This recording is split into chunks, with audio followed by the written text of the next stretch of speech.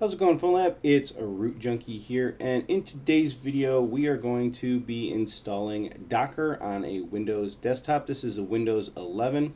It is really important that you read through the system requirements right here, and you actually understand some of this stuff. Basically talks about your Windows version, if you have WSL2 backend or Hyper-V backend for Windows containers. And some 64-bit processors, limitations, RAM. I would recommend 16 gigs of RAM actually if you're going to start running Docker stuff, just so you have enough to play with. 4 gigs is really hardly not enough at all in my opinion. So if you need to turn on anything in your computer, things like that, there's links and talks about all that. But if you've got a Windows 11 computer, most likely you're going to meet all these requirements pretty easily. If it's older than that, Windows 10, you might struggle a little bit. Windows 7, don't even try in my opinion. So there you go. All right, so right here is the instructions on how to do this setup. It's pretty easy, but you want to be the administrator on the device you're doing to really run this easily. So we're going to go ahead and click on a Docker desktop for Windows, and this should go ahead and download the file we're looking for. So I'm going to download it right here, and if you have a quick internet, it should download quite fast. So let's go ahead and go look at the file. So here it is. We're going to click on it and run it. So it's going to ask for administrative rights. I'm going to go ahead and allow that. And it's initializing the package. This is the first time I've actually done this on here. Oh look, added a shortcut to desktop. I think it might actually be, okay, there we go. Yeah, it's the first time I've installed Docker on this computer. I do have it on other Windows and Linux computers as well. The tutorials we're going to be going through for this course, this mini course, are going to be Windows based.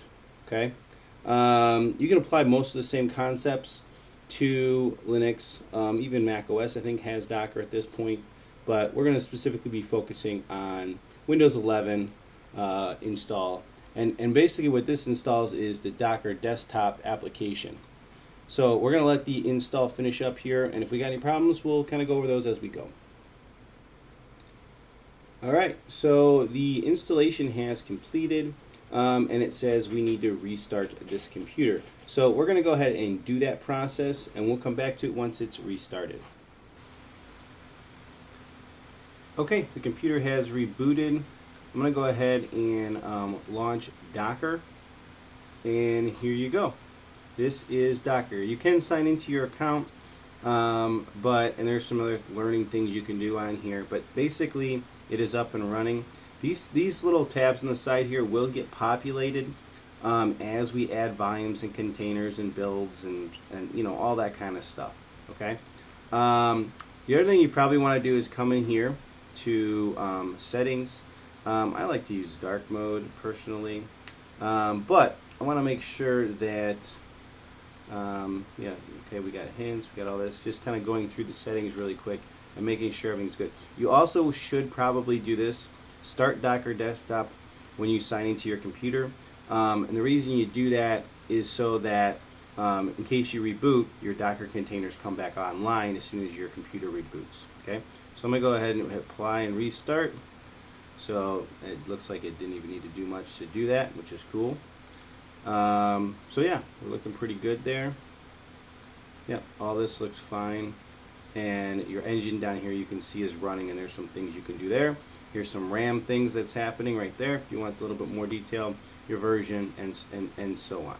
Okay, all right, so let's minimize this for now. We can actually, I'm going to close it for right now.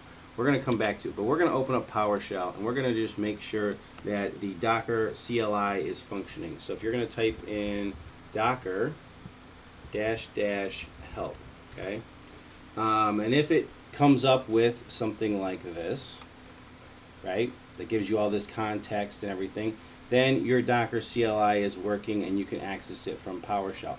We're going to get into quite a bit in the Docker CLI in later videos, so I just wanted to show you, you will be using PowerShell, or I think you can do it in command window as well, so or CMD if you want to use this instead. It should also work. You can just type in Docker and it'll even show it. Yeah. So command prompt, PowerShell, whatever, terminal, it all works basically the same way. So we're good to go. Your Docker is installed and pretty much set up. It's really actually fairly simple. If you're not the admin on the computer, then you need to make sure you add Docker user to the admin group. But beyond that, you're done. Process is complete, and you have Docker on your Windows computer. Now we can get into some of the fun stuff. So I'll see you in the next videos. Root Junkie out.